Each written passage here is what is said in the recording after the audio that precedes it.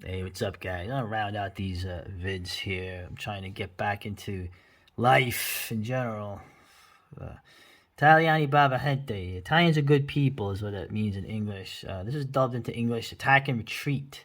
It's basically about the Eighth Army, the Italian Eighth Army on the Russian front, and of course the end when they're pretty crushed at Stalingrad here in the Don River.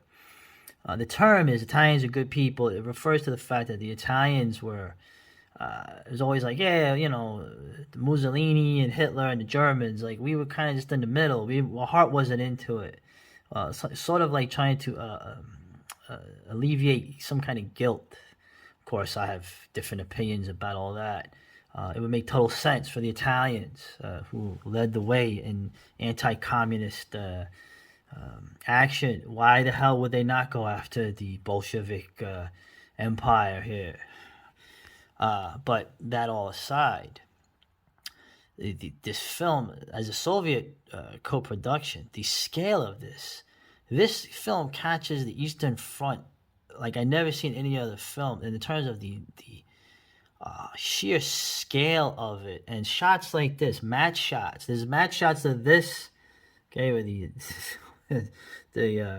the heavy weapons lacking Italians are about to get hit by fucking hundreds of T-34s and tens of thousands or more Red Army soldiers. The scale of it is just unbelievable. I've never seen a war film capture probably the closest thing to the scale of these battles. It looks, some of it looks like the footage you saw of the Soviet propaganda footage. Also, there's a match shots where they have the Katyusha rockets, as light, arcs of light flying towards these guys. Very effective. And also, of course, the Germans are evil, the black shirts are evil, but the regular Italian guy is sort of a dude in the middle. And it's confirmed, everyone knows that you had Russians risking their lives, civilians hiding Italian soldiers. The Italians were, very friendly and cooperative with the local population. They were rewarded later sometime, frequently by Russians risking their lives for that. This is not a myth. Okay? You could say it's a myth. But in terms of the Germans abandoning the Russians, I would say that was more the case in North Africa. You actually had German self-propelled gun units actually coming through to help, particularly the Alpinis, who you don't see in this. The Alpine troops with the feather, the one feather in their hat. You don't really see them in this film, but regardless, you also see an interesting thing with the tanks. Obviously, they have actual T-34s. Some of the German tanks are made up T-34s, but you have Mark III Panzers. You have an L6 two-man Italian light tank in here that was working. Obviously, these were actual vehicles captured at the real battle, 20-something years earlier. And just like I said, this is, regardless if it's a propaganda film, it's a very well done film. I wonder if it's one of those Italian realist directors, but just the scale of it, the snow, the sense of doom, the Cossack charge at the end. These guys just basically coming in a hot summer in 41, meeting their fate here in a freezing 1943. I guess you say actually 42, but you get what I'm saying. Great movie, regardless of ideology, and the only film I've ever seen about this particular. Ironically, it was probably more even-handed in some ways to the Italians than anything you could have today from a Marxist director and the Soviet Union itself.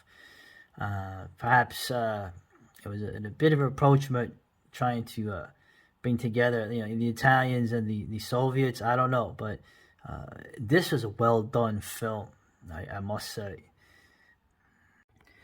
Hey, what's up, guys? This is a really good movie. This is an Italian TV movie, okay, by Michael Soevi, Sangre Dei Vinti, which means the blood of losers.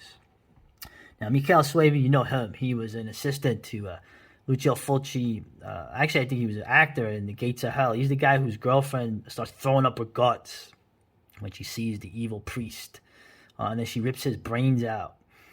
He also directed some movies like The Church, Stage Fright, and Della Morte Della More, probably the most famous film that he did. But his career in television, he made this film in 2008, Blood of the Losers.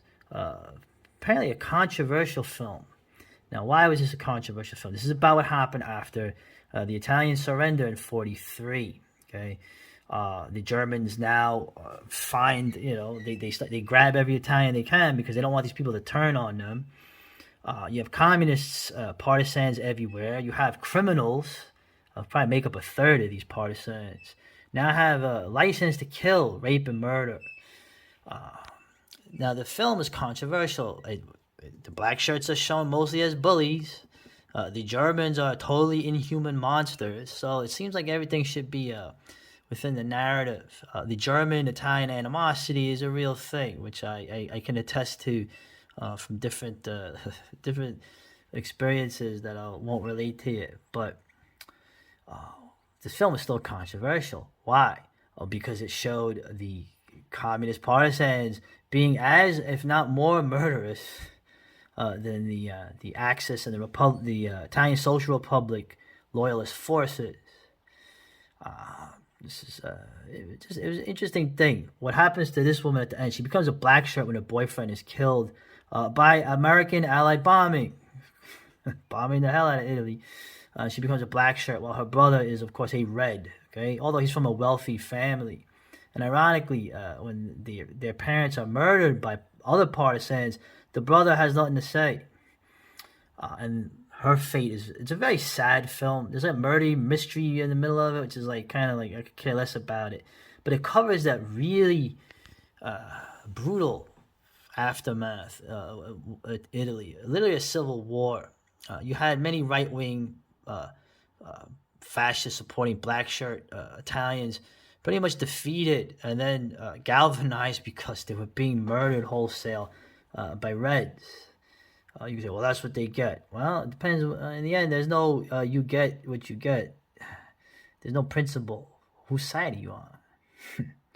And the fact that it was very controversial, that it showed the murderous ways of the partisans, was kind of it's an interesting angle to it, that it made it controversial. Yeah, I would watch it. It was a good movie, particularly these scenes. So, and still within the paradigm of the evil Germans. So, check it out if you have it. It's in Italian, but I mean, come on. I mean, I remember the days when you'd watch bootleg Japanese tapes with no dubbing.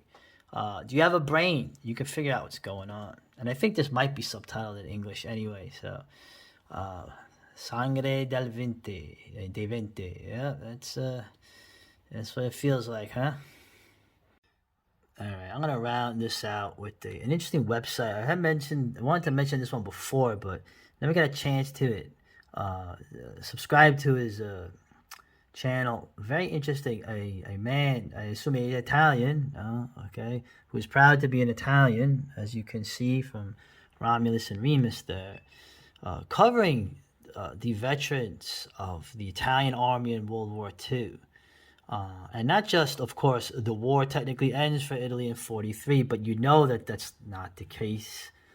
You now have the Italian Social Republic, okay, the third positionist socialist country that was still the majority of Italy. Puppet state. More than half of Italy is this territory. Italy was not a good place to invade. It was a very well-defended place. The Allies didn't take the North until literally the end of the damn war. But regardless of that, this guy here, he interviews all these veterans of the Italian Social Republic, the Italian army in Russia, the various troops in North Africa, and of course the Civil War stuff that happened after. He even covers a few guys that went with the Allies afterwards, and a couple of Italians that were just like, hey, I'm done, man. I'm done. You know what? The war's over for me. I had enough. He covers them all in stories that you will never hear. The subtitles are pretty good on this, and you get to hear these men here and women right? You had auxiliary black shirt women. You get to hear their stories, which are stories that you may not often heard. Now, there's tons of German stories you could probably hear, but that country, that was a no-no. But in Italy, it's a little different. Uh, Stalin didn't want a civil war in Russia, in Italy. So they were trying to go the democratic route there, let's say. And of course, in Italy, you still have that. And that's how I round this out with the Italians in World War II, the other side that you won't normally hear about, since you can't. There's only one side to things, you know. There's only villains, and remember, it's always amazing how the bad guy loses every war that ever occurred.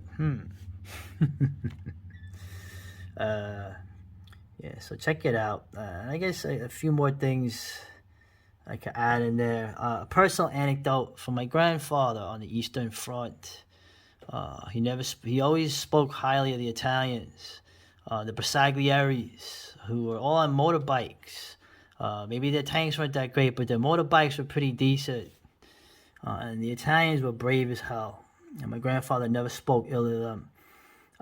Well, I told you that my grandfather never spoke ill of Russians either, or Ukrainians. He never spoke ill of even Americans or British. He spoke ill of Bolsheviks. Oh, he hated Bolsheviks. Yeah, that's my grandfather. And I take after my grandfather more than anybody else in my family, what's left of it. Yeah. But all I can do is chronicle a few things.